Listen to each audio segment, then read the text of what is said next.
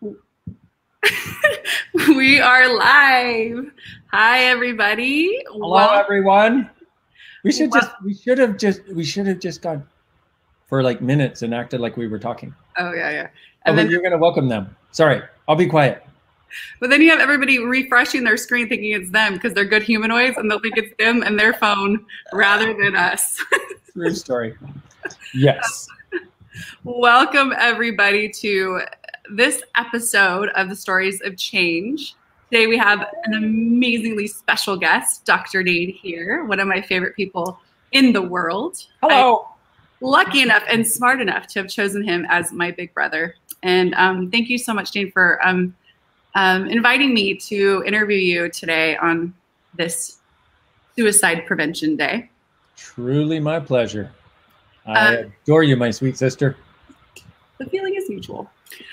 So today, you and I were discussing a little bit about like where we wanted to go. Hi, everybody. Hello, everybody. So many happy people already. I love it. I know. It's awesome. So I've been following you all day. You're like the Energizer Bunny today on Suicide Awareness Day.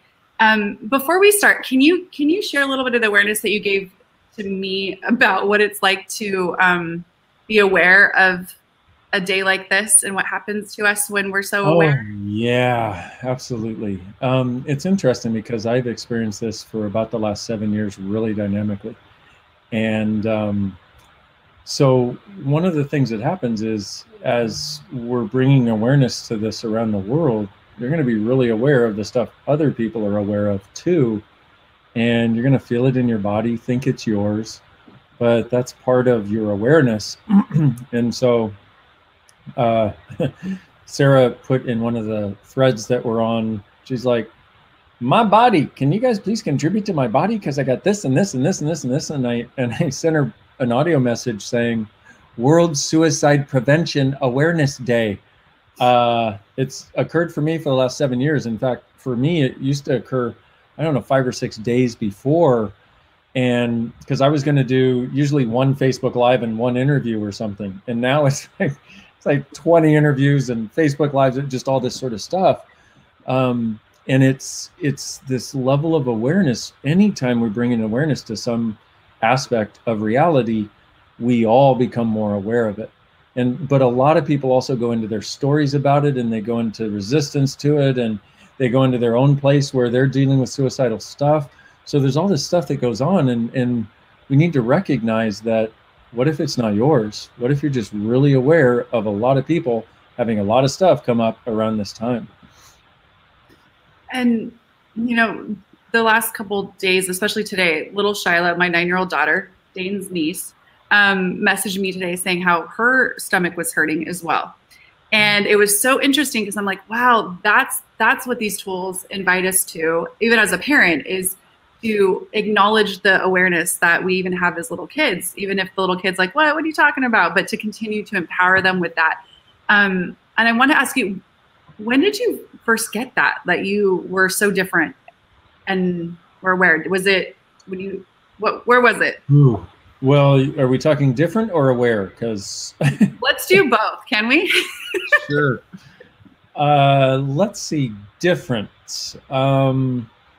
I got that at a really young age, but I thought it was a wrongness. And, you know, I realized that to a certain degree, we craft and create together is craft, by the way. So we're crafting all the time without even realizing what's going on. I support it. We craft our reality to create the life in the future that we want to be here for. And that may be a big conversation for another time. But so for me, when I was a little kid, I was a little white boy. I know that's a surprise because, you know, I don't look like a white man. But anyway, no, just kidding. When I moved to the ghetto where my mom and I lived, it's like I was the only person of my color. And so, like, quite literally, my mom and I were the only two white faces there. And I didn't really notice it that much. And at a certain point, I started getting beaten up for being a different color, but it wasn't because I had like all of my friends, you know, all of my friends were were Latin American. All of my friends were Black. All of my friends were like from all kinds of different cultures and ethnicities and all this sort of stuff. And I didn't really realize we were different. We were just friends until it was like 8 years. I was like 8 years old, and one of my friends came up, and he was with his cousin, and his cousin hit me, and he's like, "What are you doing here?" And I was like, I live here. And that was when I really got that people try to eliminate people who are different. And I got it at 8 years old, and I was just like, oh my God, I ran home, and I was like, "Mom, what's a honky?" Because the guy hit me and said, "What are you doing here, honky?" And my mom was like, "Oh, sweetie, oh." And that was when I realized I was different. But what's funny is I didn't, that was never really real to me. That you're different because you're a different color, or that you're different because and I get it. We've got all this stuff around race and all this stuff, which is part of what increases the tension in the world right now. And yet it's just this thing where I realized that none of us saw each other as different until being taught that people are different and you should judge them for that difference. And that's really that misidentification of different and separate. Like if you're different, you have to be separated. Because the one thing that I remember, like as being your younger sister, the difference that I always enjoyed about you is how magnetic you always were. Like you always drew people in and drew people to you and wanted to be around you. I know I was the little kid that was like chasing you up the stairs, and I took on myself to wait up for you when you would go on dates. So that unlike the way our dad chose to wait up for me when I came home 3 minutes late one time and just yelled nonstop. Yeah. But what's interesting though, and is I remember sitting outside of that window up above our house and watching you come home, and then like almost loving you so much I was like jealous of the girls that we were with, but it was more of that that I know now, like that magnetized thing that I had to you, and that's how you walk through the world now. And so that difference is actually such an invitation. But what you've been saying a lot today on a lot of the interviews is wrong. What if every wrongness of you is a strongness of you? And that's what I would love for you to talk a little bit more about that, because that question really opened up so much for me of all the things that I thought, well, I'm different, I'm separate, so I'm wrong, and how that doesn't have to be the case. Well, first, let me also point out, so you talk about the magnetism, and I'm like, I didn't know that, I didn't really ever know that until I started doing Access, and Gary, the founder, would point out things, and I was like, oh, and it took him years to get me to even acknowledge that, because for me, I was like, that sounds arrogant, or that sounds this, and that's what we do with our difference, is we find some way to judge it and minimize it, rather than acknowledge it. It's part of the unique gift we are here to be to the world. And that, I see so many people who are hiding what is their gift because they've been so judged, they've been made wrong, they've been abused, they've been whatever it is that they've experienced because of that difference, just like I was beaten up for being different. But it's like, exactly as you said, what if everything you thought was a wrongness of you is actually a strongness of you? And if you start to get that even a little bit, if you can even a little bit of that in, what you start to realize is everything you've been told about you may not actually be true. And well, let me put it this way. What's true always makes you lighter. A lie always makes you heavier. So everything you've been told about you that makes you heavier, it actually isn't true. And so, but we live in a world where children are taught to judge from a very young age. Like my friends, like I said, my friends never looked at me and went, oh, you shouldn't be here, you're white. They were just my friends. And we adored each other, and we played, and we go to each other's houses after school. Actually, they couldn't come over to my house because there were mean people living in my house, and they would never let anybody else come over. But we went to their houses after school and played, and we had great friendships. And so it is this thing where that difference, if you're not judged and made wrong for it, can allow you to be a different space in the world and live your life from a different space. You start to acknowledge it. You start to be like with your kids. You're such an amazing mom in that you acknowledge their difference and you don't try to make them normal, because normal is one of the worst things you can try to make somebody become if you ever want them to be happy when they're a different person. And so the people who are different are the ones who, I mean, let's look at it. It's like if Da Vinci had judged himself for his ADHD and his insane creative capacity and all of his insane appetites for experiencing life, what would the world would have missed out on something that truly created a different future. And so we have these brilliant kids. We have these brilliant adults who have tried to homogenize themselves into fitting into a box of normal, otherwise they're wrong. And that starts as kids, where we teach our kids right from wrong as though that is the thing to teach them as parents. And it's not the thing to teach them as parents. If you want them to be in a constant state of judgment of them, function only from teaching them what is right and wrong and good and bad.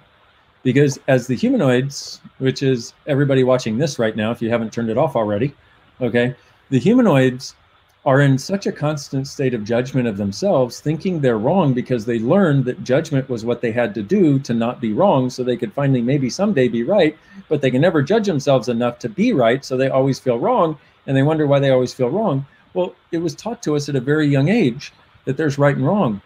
What I would like to see is our parents teach our children, your choice creates. There's not a right choice, there's not a wrong choice, there's not a good choice or a bad choice, which is really tough for a lot of people to get, because we're so inundated in that reality. But when your only choice is to function from right choice and good choice and bad, right and wrong, good and bad, excuse me, then you have to maintain a constant state of judgment of you to make sure you're not making the wrong choices. And one of the greatest examples of how to do that from a different place, how to actually let people know their choice creates, is Gary, when his little daughter he had taken the pot off the stove, and so the flame was still on, and she was going to touch it. And he didn't say, don't do that, which is what most parents would do. Don't do that. And the child has no idea why I don't do that. You haven't given them any context. You haven't made them more aware. You've just made them more paranoid and judgmental because they could do something wrong and have you yell at them, which doesn't give them anything, because they're aware beings. You don't become a complete being when you can vote or drink or have sex. These are aware beings. They're complete beings as soon as they're conceived. So what he said to her was, if you do that, it's gonna hurt. And with a very intense energy, right? If you do that, it's gonna hurt. So she made sure to hear. And she was like, eh. So she put her hand close to it and felt the heat and was like, ooh, I'm not gonna do that. But that was empowering her that she has choice. You could do that if you really wanted to. And here's what's gonna happen. If we started empowering our children, even by acknowledging the choices they've made and what they've created, by looking at people that they know, or people at school, people in the family, whatever, and say, okay, so this occurred, what choice did they make to create that? We start giving them a different reference point for their awareness, which is the awareness that people choose things that get created, not this happened to them, but they made a choice that created this effect, either in their life, in their body, in somebody else's life. Totally changes the game. It totally does. And what I've seen as a parent is it actually takes the pressure off, not put more on. So a few years ago, when Steven, my son, who's now 19 and in college, I called him in my room. I was being like helicopter mama with everything for him. And I said, put out your hand. And I dropped some imaginary keys in his hand. I said, it's yours now. It's yours now. Like everything that you create in your life will now be up to you. If you create graduating high school and going on to college, it'll be because you did it, not because I drove the bus. You will always know that you have you to acknowledge, and that you can create the life that you love to have. And it changed the game, because then it was like, hey, what do you require from me? You've got this, but what do you require from me? I don't have to have it all on me. And I think what a lot of parents do, and I'd love for you to speak to this, is they do a preemptive strike on their kids' choices so that they won't be judged as parents. Yep. So can we talk a little bit about that? Because I've watched it so much even lately with people around me. I'm like, wow, this isn't even about the kid anymore. This is about you not wanting to have to receive the judgment of what your kid is or might be. Exactly. But that goes back to, we live in a world based on judgment that everybody buys as the only reality that they must fit into. And so the parents are trying not to be wrong for what their kids choose, because if their kids do something that other people don't like, then it's bad parenting, which is absolutely friggin' ridiculous. It's like the whole paradigm is flawed. But it's not that big a stretch to change it. We just need to realize that the system is broken. We need to do something different that is actually acknowledging of us as beings. And the other thing is, we need to get to a place where we're willing to be judged and realize it's not the end of the world. It's usually the beginning of a far greater world when you're willing to be judged. Because so many of our choices are about making sure we're not judged by other people, or making sure we're not judged ourselves. And you brought in another great piece of it. We were talking about religion and going to church because, you know, your mom and my dad made us go to church when I was a kid, and you went way longer than I did. Thank God I got out of there. By the way, if you go to church and like it, good for you. No judgment there. Okay. If it works for you, great. But one of the things they teach you in church is to judge even your thoughts. So now it's not just your actions you're concerned about, it's your thoughts. So now you create a judgment system in your head that is continuously judging every thought that you have. Isn't it any wonder we have so many people going around judging themselves? And we've also got to acknowledge there are basically two different kinds of people on the planet, okay? There are the humanoids, which are sort of like growth-centered people, you know, people who desire something different, people who desire different possibility. Those are always the ones who are in judgment of themselves. They always feel wrong. They always feel bad. They always feel different. And they always think it's somehow because of them and something they're not doing or not being. However, as a humanoid, you just always feel different. Even in a group of other humanoids, you're like, geez, why can't I fit in here either? Because you don't fit. That is your greatest gift. What if everything you thought was a wrongness of you is actually a strongness of you, including not fitting? But so we take that thing where we don't fit, and rather than looking at that and going, wait a minute, I don't fit with anybody. I don't fit with my family. I mean, I had evidence of it because I was a different color, blah, blah. But that's not what was going on. I didn't fit with the family that was my color. You know, I didn't fit with their religious ideas. I didn't fit with their judgments. I didn't fit with their entire insistence about doing everything right and never anything wrong, which is always when, you know, they would do all kinds of wrong stuff, but never acknowledge it.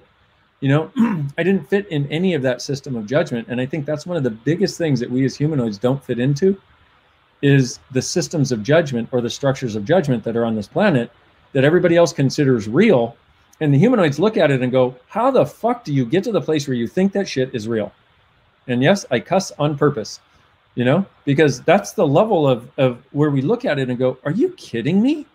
How is it that everybody is buying this? It's like Corona. Corona kills as many people as influenza, but it's been bought into by so many people. And the thing is, the humanoids are looking at that and going, how? What? Why? What's going on here? And the other people that are, shall we say, growth averse, okay, the people that don't desire to change anything, are wearing masks in their car so they're not poisoned. Or like the lady Emily saw yesterday in the airport, who had a plastic eye shield that had a full mask, and she had her hair wrapped in plastic to avoid Corona. Okay, now I'm not saying Corona doesn't exist. Corona obviously exists, but it's not what we're being told it is. And so humanoids will look at that and they will go, this is insane, but everybody is buying into it. How could you not feel like the outlier? So, which is why I'll come and have a conversation like this on a Facebook Live where anybody can watch, where it's like, hey, I get that you feel like an outlier. You're not the only one.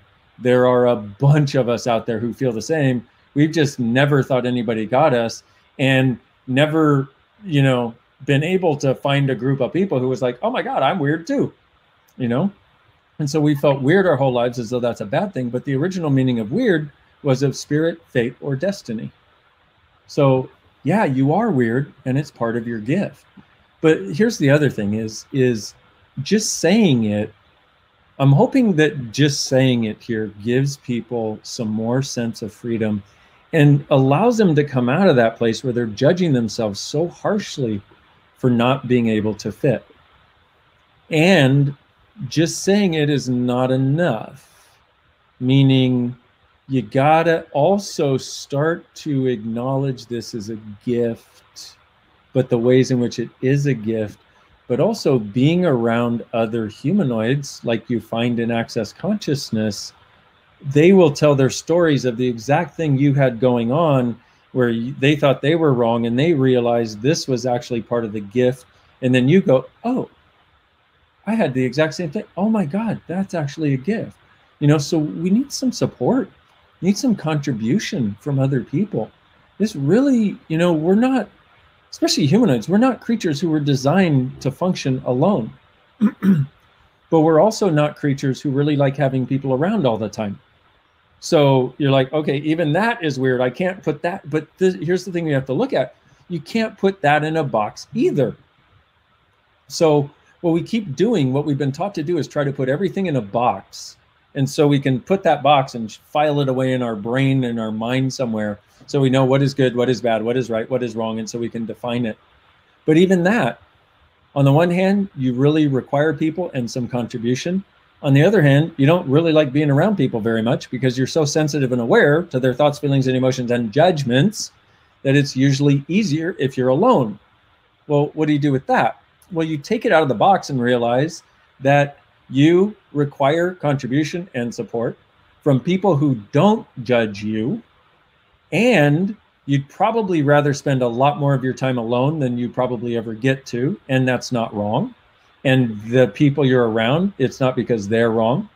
It's just because you're so sensitive and aware of what goes on in their heads, and you've learned to make other people's heads and what goes on in their heads more valuable to you and more present for you than what goes on in your own. Because let's face it, how do we know when we're being us? Well, one of the ways is kind of like when we go out in nature. And it feels like after you're out there for a while and it feels like the weight of the world comes off of your shoulders. Well, that's basically us being us.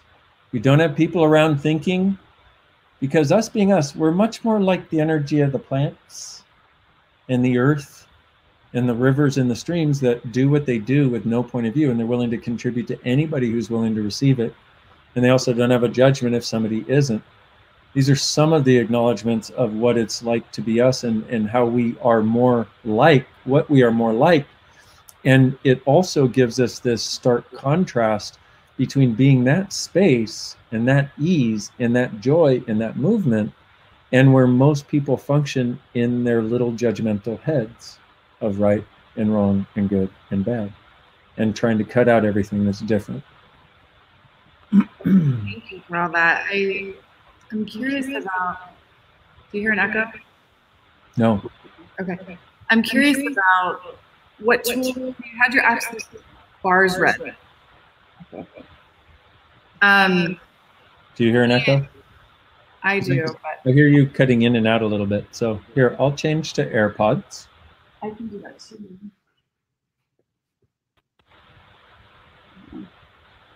Done. Okay, that's better. Cool. Is that better? Cool. Yeah. So I'd love for you to talk a little bit about exactly what got you from that space to start to acknowledge the space of you. And I know that a lot of us have heard the story about how you went and had your bars run, but one of the stories that we haven't extrapolated a lot about is that Shannon had given you a Post-it note of some questions to ask. So I'd love for you to talk just a little bit about bars, because bars actually changes so much, and we'd love to invite everybody for a session this month. Get to the Access website for that. Maybe Emily can pop in the link there for that. But also those questions that you started to ask. So if somebody can't get their bars ran right now, what are those questions that you specifically started to ask that started to open up that space that they could start asking now to just start to look at the difference in the gift that they be? Okay, so let's talk about bars first. Bars is awesome. Bars quite literally saved my life 20 years ago. And I went into the session depressed and suicidal, and came out of it with a gratitude for being alive. I remember looking up at the clouds and the beautiful blue sky going, wow, has it always been this beautiful here? If it is, I'm in. You know, like if it can be this way to be alive, I'm in. And I had a long history of doing weekend workshops, reading books, thinking I had found the answer to happiness. Because the only thing I ever wanted to be from the time I was a little kid was happy. My grandma asked me when I was 6, what do you want to be when you grow up? And I said, happy. And she said, no, you're not understanding the question. Do you want to be a doctor? Do you want to be an actor? Do you want to be a garbage man? I said, yes, as long as I'm happy. And I literally knew from that age, that's what I wanted to be. That was my life target. And I was very far from it 20 years ago. In fact, I was on the opposite end of the spectrum. I was planning to take my life until this bars session. And and so I do this session with Shannon O'Hara, who is Gary's stepdaughter. Gary's the founder of Access. And it's funny because I just looked back 20 years ago, and I have this immense sense of phenomenal gratitude for everything that has changed, and also for Shannon for being there at that point in my life where I was going to end it if she didn't show up, you know? And I look at how different things are now and how different they were as I started getting access tools and actually using the access tools. Because the bars, for example, do something that nothing else on the planet does. There's nothing else on the planet that does what bars do. There are some amazing things on this planet, by the way, that do wonderful stuff. Not knocking that at all. And my point of view is not access is the answer and you should only do access. You want to add access to whatever you do because it'll make it easier and more effective, you know? So I just want to point that out also if anybody's listening out there, watching. Apparently people are listening and watching. That's great.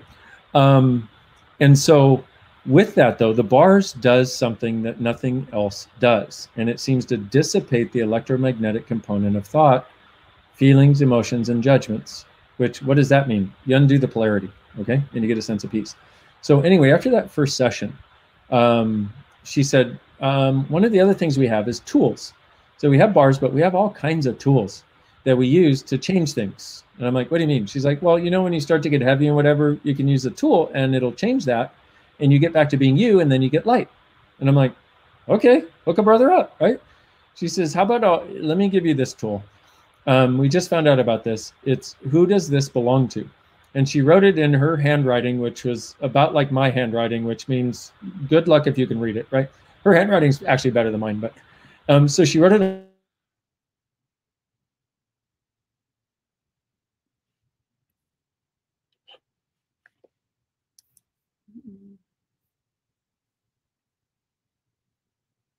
Hold on. Okay, sorry, I had a little thing do a thing on my thing. Okay, so when I got home, I had that in my pocket along with everything else. I unloaded my pockets on my nightstand. And see, what used to happen for me is at that point in my life, prior to having my bars run, I would wake up so depressed and feeling such a sense of hopelessness and helplessness and aloneness. And like, I just couldn't create the future I wanted, couldn't make things work, was a crappy healer, crappy businessman, crappy relationship person, all this stuff, right? All this mountains of judgment. Well, after bars, it went away for 2 days. Okay. And then I woke up with it 3 days, you know, on the third day after bars, and I was so depressed. And what I used to do is I used to lay in bed and cry. Before bars, I used to lay in bed and cry literally because I didn't know what to do. And I had all these tools and none of them seemed to change stuff, right?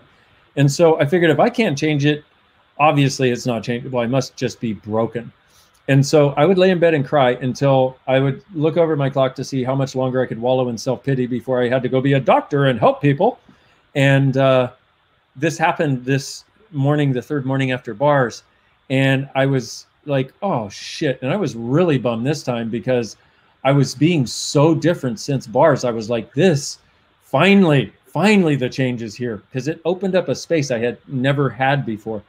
And so I had that same sense, and I look over at the clock to see how long I have to wallow in self-pity again, as I had for so many months. And this little yellow sticky note is propped up against my clock. And it has these words on it. Who does this belong to? Now, I was looking at the clock. I happened to see the sticky note and kind of read the words. I wasn't even asking a question. But I read the words, who does this belong to? And it went away instantly. And I was like, what? Like all of this twisted yuck, all this need to feel less than, all these tears, all this stuff, gone. And I looked around the room and I was like, what? And Shannon had told me, she said, look, this tool really works because 98% of your thoughts, your feelings, and your emotions don't belong to you. So what you want to do is you want to ask, who does this belong to every thought, feeling, and emotion, and every judgment, and every yucky energy you have for 3 days. If it lightens up at all, it's not yours. Return it to sender with consciousness attached. If you do it for 3 days, you'll walk around like you're in a walking, talking meditation.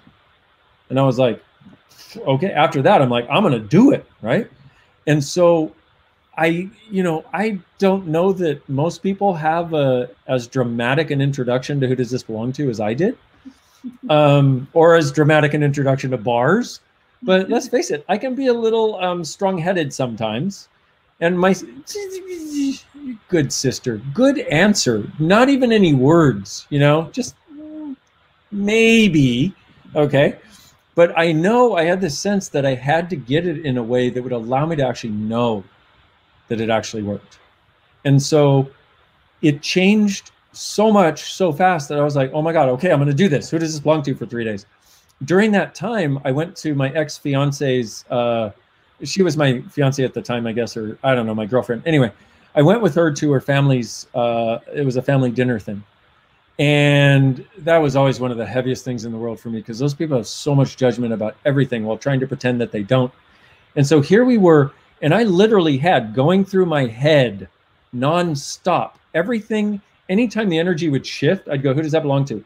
Anytime I heard one of them say something because everything was basically a judgment and made me heavy, who does this belong to? And I literally sat there in an hour and a half dinner time thing. I probably said, who does this belong to 1,000 times? And I was like, who does this belong to? Who does this belong to? Who does this belong to? Who does this belong to? Who does this belong to? I left there higher than a kite. I was like, wow, this is the only time I've ever left these people's houses lighter than when I came. And it really gave me this awareness. There's something to this. So I had this guy come into my office who was in an immense back pain, 8 out of 10 back pain. And here I am not knowing what to do. And I told him, I said, look, you need to go see somebody else. I'm not helping you nearly enough. And he said, Doc, you don't get it. The only reason I keep coming to you is because you're the only one who helps me get out of pain at all. And I was like, oh shit, I'm stuck with this guy. And I don't know what to do, because I just want him to have the change. I don't need to be the one creating the change. And so he comes in and he's at an 8 out of 10, 10 being childbirth. Okay. 8 out of 10 on the pain scale. And he's barely walking, and it takes him 5 minutes to relax enough to lie face down, which is how I started, I was treating people at the time. And the only thing that pops into my head is, who does this belong to? Oh, it was awesome. And so I said to him, I said, hey, who does that pain belong to, right? And he pushes himself up, turns around and goes, my wife. And I was like, holy shit, this man who could not move like 3 seconds ago. And it blew my mind again. Well, come to find out, I asked him what happened, and come to find out, I'm going to try to make a long story really short. His wife had back surgery because she had back pain that wouldn't go away. The doctors promised the pain would go away. She had a spinal fusion, okay? The pain did not go away. It actually got worse. And he said, I love this woman so much. And I said, when did this happen, right? And he got the flash in his head when I asked that question. And he said, my wife was walking by and she was in such pain, only morphine would kill the pain. And I'm like, whoa, that's intense. And he said, I just thought to myself, I love this woman so much, I would do anything to help her. And I said that. He said, and within the next few weeks, she started getting better. Well, a few weeks after that, I started getting this back pain. I thought it was because I hurt myself when I was doing something in the yard or he was lifting something. He said, but it never got better. And then it got to the point where it was hurting almost as much as hers used to. And that's when I came and saw you, because I've been to everybody else and nothing else helps. And I was like, holy shit. So we did some access consciousness stuff, pocking his points of view. And wherever he decided that was the only way he could do it, acknowledging he was a healer, acknowledging he had this capacity, acknowledging the beauty of wanting to give somebody that gift, acknowledging he was willing to take on her pain if he could, and he did, and he had the capacity to. There was a lot of acknowledgement going on, and he got 98% of his pain gone by the time he left. So I bring these up because I had to get hit over the head with a sledgehammer by the universe to go, this shit works. Tell people. So I'm here telling people, hi. And I also totally get if people don't get it or don't believe it. I had the same point of view. I ignored who does this belong to until I didn't anymore. And the universe was like, read this now, you know? And this journey over the last 20 years with Access Consciousness has been this continuous unfolding of things like that, where I didn't believe it could be possible to have something be that different, and yet there it is. And it shows up, and it's this beautiful thing to behold. I love that story every time I've heard it, because I always hear little more pieces of it. And what I think happens with us cute people who like to have problems in our lives is that you give a tool that's so easy, like who does it belong to? Like one little question, we're like, hold on a second, stop that flow. I need to be a little harder than this little question. It's going to change everything. So if you're like that, I mean, I'm probably the only one, but if anybody out there is like that, this tool actually does work, and it can be easy if you want it to be. True story. So one of the things that I asked if we could talk to a little bit to today with you, and I know that we're kind of pressing on time, but is I didn't know, as your sister and as someone who adores you so much, how bad it had gotten, or how that you even had this idea of suicide in your world. And I didn't hear that until you started sharing that to open up spaces for other people, that you had committed to taking your life if things didn't change. And I look at that a lot of the times, and people have asked me in classes and stuff, like, what are things that we can start to create differently with suicide and those thoughts? Because if they're not ours, which most of the time they're not, and if it's just an acknowledgement of our awareness of other people's stuff, then that means we're super aware, but also we don't have to hide. Like there's so much hiding that goes on around suicide. Like it's like this topic that we're not supposed to look at. We're supposed to keep we have to dance around it. And yet what you're willing to just be and just be like, hey, I was willing to take my own life. It just opens up this space for us all to actually look at these energies that we can't look at if we're hiding them. So my question, I guess, is like, where could somebody who cares so much and want to be a contribution just be a space of like you've talked about recently in your interviews about like being willing to just be like, hey, call me. Like, can we talk a little bit about that? Like getting the judgment off of the suicidal thoughts, I guess, is what I'm talking about. Yeah, well, it's exactly that. So what you said is, who does this belong to? If it's not yours, it might give you a willingness to expose it, you know, give you the freedom, because it's not about you personally being wrong or having this stuff. That's one. And I'd like to take that a step further, where even if it is yours, you know, even if you are this terrible person, which by the way, you're not, I can guarantee you're not nearly as terrible as you think you are, because I thought that about myself also. And I see thousands of people who do. So everywhere you decided you're a terrible person, will you let that go now, please? Thank you. Okay, and we have a clearing statement for that, but I'm not going to do it because I don't want to get into explaining it right now. Okay, but it's one of the, oh, forget it. Everywhere you decided you're a terrible person, will you destroy and uncreate all that, please? Right and wrong, good and bad, pot and pock, all nine shorts, boys, and beyonds. And everybody else's stuff that you're carrying that you are convinced is yours. And even if we say, who does this belong to and all that stuff, you're convinced it's yours, and it must be yours because you've been living with it so long, you had it projected at you so long, and you're almost married to it now. Some of you literally, will you destroy and uncreate it all, please? Right, wrong, good and bad, pot and pock, all nine shorts, boys, and beyonds. And also everything you've decided, and I will answer the question, by the way, but I know, go. Yeah, well, sometimes it's actually a lot easier to hear once we get some of these points of view out of the way. And the thing that I'm doing is called a clearing statement. You can find it at theclearingstatement.com. Maybe somebody can put that link in here too. And what it does is it undoes the fixed points of view that we have by going to the point of creation of wherever it started, because the consciousness of you knows, and undoing that limited point of view so you get more space and you can hear more, sense more. Okay? Thank you. Thank you, Victoria. Okay, so also everything you've decided is not changeable about all this. And everywhere you've decided, you must somehow be a fundamentally bad, wrong, flawed, or even evil person. And everywhere you haven't even thought about bringing that out into the light of day, or even being able to say it or acknowledge it, will you destroy and uncreate all that, please? Right and wrong, good and bad, pot and pock, all nine shorts, boys and beyonds. Everything you're doing to buy the impossibility from other people, especially now, this year, 2020, holy cow, what a year.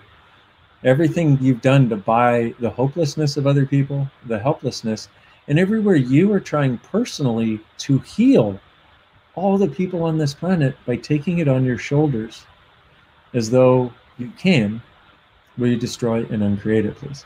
Times a gazillion, right, wrong, good, bad, all nine, pod, poc, shorts, boys, and beyonds. Wow.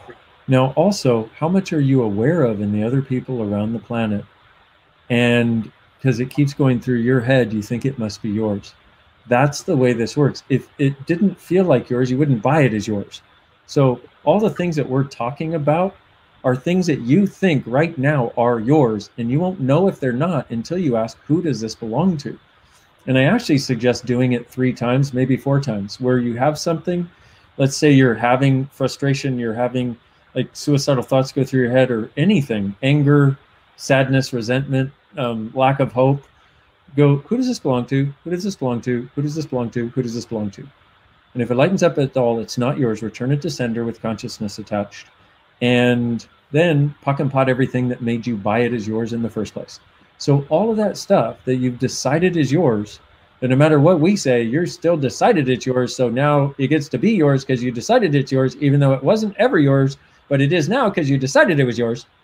All those decisions, judgments, conclusions, and computations, we destroy and create all that, please. Times a gazillion, right, wrong, good, bad, all nine, pod, poc, shorts, boys, and beyonds.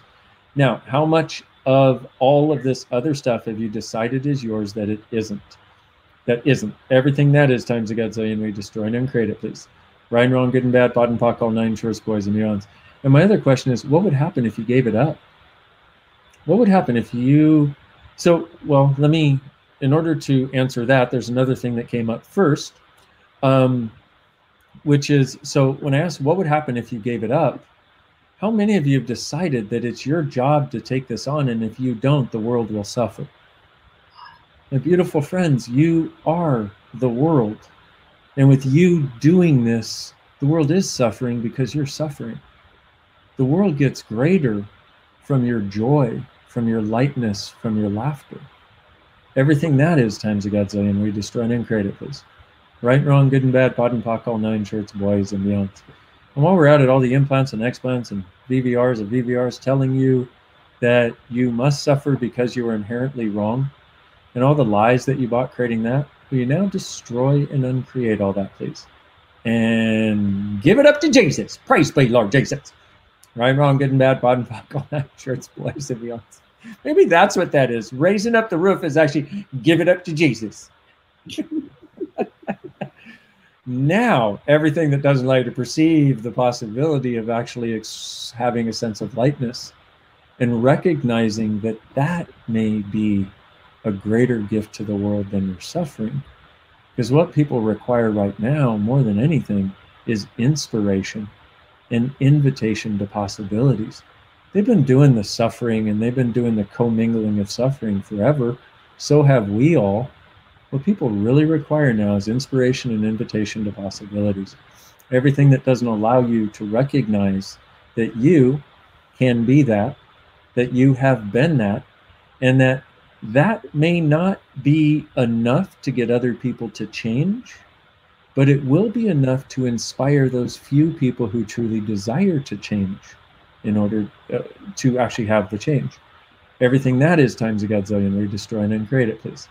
Right, wrong, good and bad, pod and poc, all nine, shorts, boys, and beyonds. And so one last thing, maybe. One of the later things, maybe I should say, because I know how I am. I get that ADHD thing. I like to talk a lot because there's so many things that need to be said all at the same time. I support it. Some of you, what's that? I said I support it. I might have the same gene. Don't know when to shut up. I want to keep going always.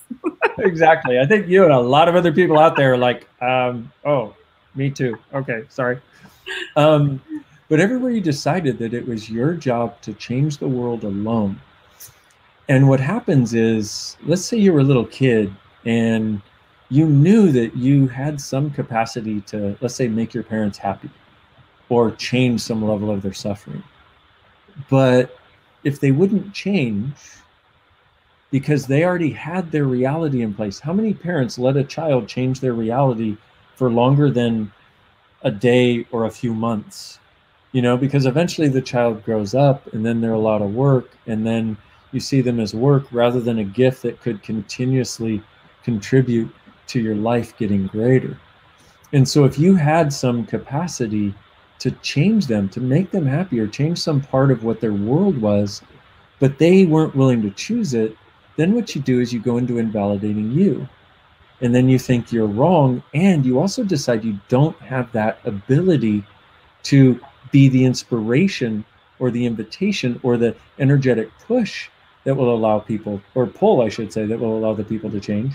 You think now, if you're truly going to change the world, the only option you have is taking it all on your shoulders. So everything that creates that, and that entire construct, and everything that allows it to exist for even another moment in all of our lives, we destroy and uncreate all that, please. Right, wrong, good and bad, pot and pock, all 9 shorts, boys and beyonds. And let's ask that to change now, because that's one of the fundamental places where we invalidate us, and we invalidate our capacity to bring change. And then we believe that what we have to do is take on pain and suffering. But I don't know about you, but I took on huge amounts of other people's pain and suffering, and they never got happier. They just suffered more. And I would take on their pain and suffering literally. I remember I was with one of my, I think it was my first girlfriend. I was with her and I was with her family, and I was happy prior to going over to their house. And we had like gone on this trip that was like a few hours long or something. I don't remember what we did, dinner or something. And I had gotten progressively less happy over the time that I was with them. And we were back at their house because I was trying to take on all their unhappiness so they could finally be happy. These were unhappy people. And I tried to take on all their unhappiness. And then my girlfriend looks at me and she's like, "Why can't you be happy?" And I was like, "Are you kidding me? This is all yours." I knew it even then because I was happy before I got there. They were doing their arguing and trying to be right and wrong and all that. And I was like, huh. So all of you who not only have tried to take on everybody's suffering, but then you get made wrong for it. Talk about an invalidation of a kindness you're trying to do, but it's also that kindness doesn't work. You can't take away somebody's suffering. The only thing you can do is inspire them to let it go themselves and then give them the tools to change it, which is what we do our damnedest to do in Access Consciousness. Everything that is times a godzillion. We destroy and uncreate it, please. Right and wrong, good and bad, pot and pock, all 9 shorts, boys and beyonds. Now, I've been running this clearing statement. A lot of you may not have a clue what it means. We gave you the place you can go. It's about a 15-minute explanation of it. But do you feel any different than before this Facebook Live or this YouTube Live or whatever it is started?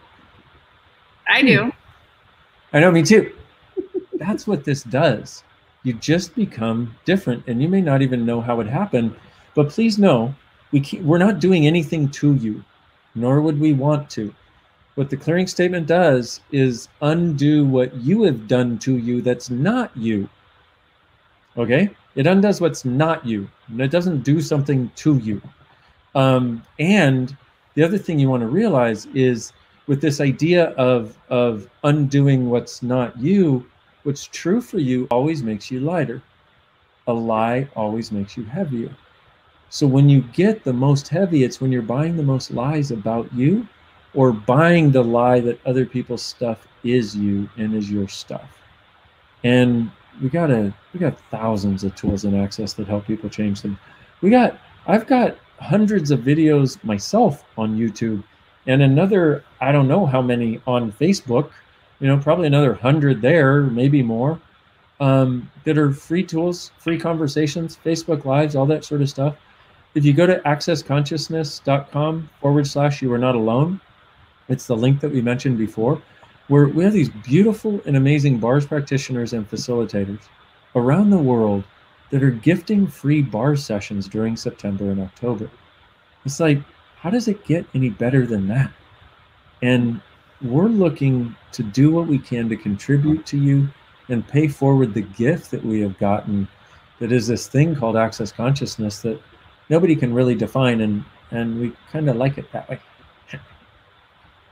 Before we go, I wanted to give also a shout out to the Tour of Consciousness that you started over 10 years ago. Now you would think that he's my big brother, so I have access. I do have access, but I had to go at my own pace. So when I finally woke up one day and said, you know what, enough suffering. I'm tired of trying to prove. I was kind of on the path of proving that I could get this reality right. And was getting just an amount of it right, because it looked like I had enough right. So it was like swirling me so much, but I was never happy. And so I chose to wake up every day 30 minutes before the kids and go outside with my cup of coffee and just watch one of Dain's Tour of Consciousness videos. They're free. It's on YouTube. And I would just take that tool and I would apply it that day and just play. And I didn't even tell anybody about it until so much had changed that I couldn't not share it with Dain. So I texted him and said, oh my gosh, everything's changing around me from these free tools. Now, I've done the classes, I've been to the classes, but there was something about being there in my own space, in my own time, being with you, just me and you on these YouTube videos that just created so much. And then choice after choice after choice started to change everything. So if you're watching this and it's your first time kind of diving in, or someone shared this with you, you were tagged, you don't even know why you're here, whatever, you can go to Dain's YouTube channel, Dain Heer at YouTube, and look up his Tour of Consciousness playlist. And Dain, what you give away for free to change people's lives from your space of gratitude for the tools is bar none. Such a generosity of spirit. I am so, so grateful for all that you give of yourself and your time and what you've discovered and continue to. And thank you for the gift that you be to the world and to me. And I love you. Thank you. I love you too. And I thank you. And I gotta say, when you sent me that text, my world my world just lightened up so much. I got so much happier because I kept, trying to offer things, because I had a sense of there was a lot of stress, a lot of stuff going on in your life. And it's an interesting thing when you know that if somebody does something, it'll change. And no matter how much you care about them, you can't make them do it. And you took what I said, what I'd been saying in class for 2.5 years, take an hour or a half an hour a day to yourself and do something just for you, whatever it is.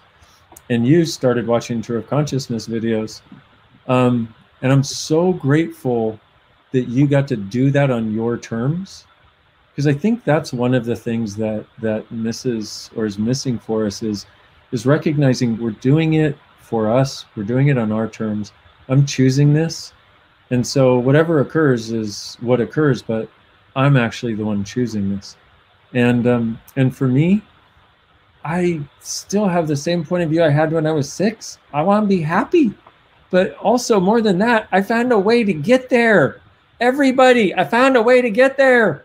Now, your way is not going to be my way, but you can use a lot of the tools to make it easier. But I'm like, guys, I found the keys to the kingdom. Anybody want to come play? You know what I mean? And I'm like, it's possible in this reality right now, even with Corona going on, you don't have to suffer. And so I know I get a little enthusiastic about that, but I just think for a moment what it would be like to have, like, I don't know, a world that had maybe 80% happy people, Could you imagine? Because right now it's got like 1.5% happy people, if that, maybe, as far as I can tell, what people are willing to show. I'm like, if we increase that 7 to 8.5%, I'm like, the world, imagine waking up in a world that you felt like it was contributing to you. Waking up in a world where you didn't feel like you were an outsider in that world, where you felt like you were in communion with the world and everything was there, like the world is your oyster and you were the world's oyster, you know, where you have an awareness of you as the drop in the ocean simultaneously as you have an awareness of you as the entire ocean. It's like these are just some of the things that keep me going, you know, and wanting to give more to people, because I know when they're ready to get it, they're going to get it. And I want the stuff to be there for when they're ready to get it. And there's not even an it. I just mean the it of, okay, I'll have something different now. And then there are many other it's along the way that are determined by each of us individually and how we get there as it should be. None of us can walk somebody else's path. But I'll tell you, with these tools, walking any path, so much easier and so much more fun. And it's what I've always wanted the world to have since I was a little kid. Even when I was getting abused, when I was living in the ghetto, I was getting beaten, I was getting molested, I had all kinds of stuff go on in the ghetto. You know, you say, oh, you were hit for being a different color. I'm like, oh, that was nothing compared to everything else that I was living with in the house. And I just always knew, I'm like, it doesn't have to be this way. And I had women who were abusing me, beating my little naked boy body and hitting me with belts, standing over me. But it never, ever, ever made me hate women. I knew, even as a little kid, I knew this isn't women that are doing this. This is people who are doing this. This is people who are trying to get some point across or something. This is people who have something going on that I probably will never understand. This is not about women. This is not about men. This is about people making choices. And that fundamental point of view, I think, has been extremely helpful, because I see a lot of people right now making choices I see a lot of people actually right now, which I'm thrilled about, making choices to go, I'm changing something. Thank you, Corona, for giving me all this time at home to examine myself and my life and realize I wasn't happy before Corona. I'm going to do something to change that. And I see a lot of people also making choices to dig in their heels and try to be more right. And you know what? At this point, I'm like, it's okay. Choose what you got to choose. Choose what you got to choose for as long as you need to choose it, and realize that there are ways of changing things that will truly seem miraculous that are available right now. Just ask. Just ask for them to show up. Go, hey, universe, hey, consciousness, hey, God, whatever it is you talk to, hey, spirit, hey, puppy, you know, whatever it is you talk to, however you commune with what is, and just ask for some contribution. Ask for some contribution to make it easier. And there are about 8,000 more tools I want to share, but I'm going to share one last one, which is really wonderful, which is all of life comes to me with ease and joy and glory. All of life comes to me with ease and joy and glory. And if you say that 10 times in the morning and 10 times in the evening, your life literally can start to change. And this is not only good things happen to me and never bad things happen. It's a recognition that shit's going to happen, okay? All of life, the good, the bad, and the ugly are going to occur. Even the bad and the ugly and the good can occur with ease. So this is an acknowledgement. This is a request. And this is a space that you open up for all of life to come to you with ease and joy and glory. And I got to say one last thing. This is possible for everybody who's willing to choose it. It's possible for everybody who's willing to choose it. And if you don't choose it today, there's always tomorrow. And if you don't choose it tomorrow, there's always the day after that, and many more days after that. And if I got to say, making the choice to live 20 years ago was one of the greatest choices I could have ever made. And so if you're there, I'm hoping that just by being here today, if this video changed your energy, changed your vibe at all, made you a little happier or whatever, that's what all of Access does. And you don't even usually know how it happened. You can point to a couple of things where you're like, oh, that worked, oh, that, oh, that, oh, that, you know, but the fundamental underlying change is actually more about undoing a lot of the lies that you bought about you that you didn't even realize were there. But if this has been helping, check out the thing at You Are Not Alone, accessconsciousness.com, You're Not Alone. Check out bars. Check out, we got tons of facilitators around the world that do free videos, that have free stuff. We have free stuff, we have paid stuff, we have all kinds of stuff. But I just want to say, that whole thing about getting to that lightness, that's really what it's all about. And not about right, not about wrong, just about you getting to be you and enjoy your life and be you and truly change the world without even trying. Can we also tell them about being you changing the world? Yes, please. So Dain has also authored a book filled with magical molecules. I always tell people that I carry one around with me all the time. So if I'm ever like, what tool to use, I open a page, and whatever I require to hear is right there on that page, and I read it and apply whatever that is. And so you can go to beingyouchangingtheworld.com or drdainheer.com and check out the Being You Changing the World book. It's also in many languages. How many languages now, do you know? I have no idea. Many. It's in many languages. And there's also an audiobook. Oh, sorry. There's also an audiobook.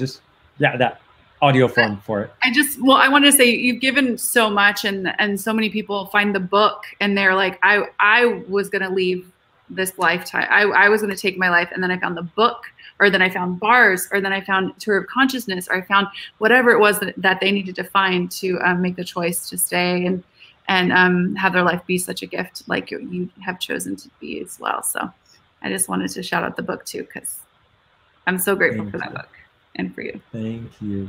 And I'm so grateful for the people that tell me what they've gotten that has changed from it. It's like, that's the wind beneath my wings personally. I'm like, yeah, let's do this. Let's do it together. Let's go. Thank you so much. I love you. I love you too. And also, thank you. What's that? Have a fantastic rest of your suicide prevention day. I don't know whether You too. Have a great time. And I also want to say thank you for so many of the kind comments and the gratitude. You guys rock. And this has been a great pleasure. Thank you, my sister. And thank you all for watching and being the gift that you are. Thanks. Bye. See you soon.